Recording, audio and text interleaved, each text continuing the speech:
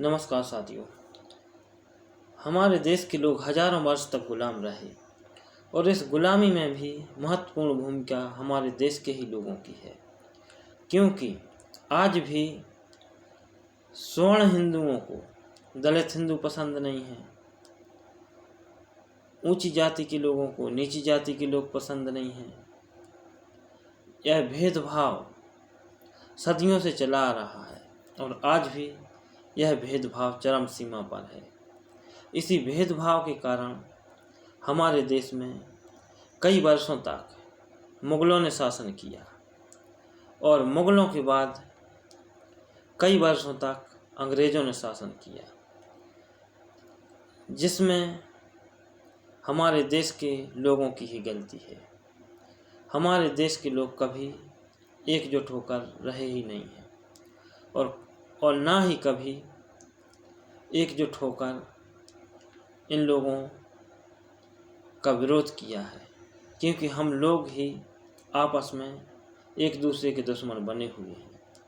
ये बात तो कहने को है कि अंग्रेज़ों ने फूट डालो राज करो की नीति अपनाकर हमारे देश पर शासन किया, लेकिन हमारा देश के लोग तो पहले से ही आपस में फूटे हुए हैं और आज भी एक दूसरे के दुश्मन बने हुए हैं। इसी कारण हमारे देश कई वर्षों तक गुलाम रहा और आज भी यही नीति सभी लोगों की है। केवल हमारा संविधान ही हम लोगों को एकता के सूत्र में बांधे हुए है, नहीं तो हम सब लोग भारत के समस्त हिंदू समाज बिखरा हुआ है और ना ही कभी ये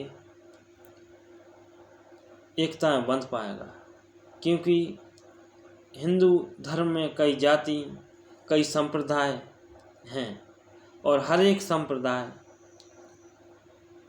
अपने आप को दूसरे संप्रदाय से श्रेष्ठ ठहराने में लगा हुआ है। इसी प्रकार स्वर्ण वर्ग के लोग सभी जातियों को अपने से नीचा समझते हैं और उनके हक अधिकारों की बात नहीं करते हैं, और जो लोग हक अधिकार की बात करते हैं उन लोगों का ये विरोध करते हैं। तो यह नीति हजारों वर्षों से चली आ रही है और आज भी स्वतंत्रता के बाद हम इस भेदभाव की नीति में जकड़े हुए हैं और जब तक हम एक नहीं होंगे तब तक ये हिंदू धर्म बिखरा रहेगा। धन्यवाद साथियों। यदि वीडियो अच्छा लगे तो कमेंट करें, लाइक करें, शेयर करें। नमस्कार।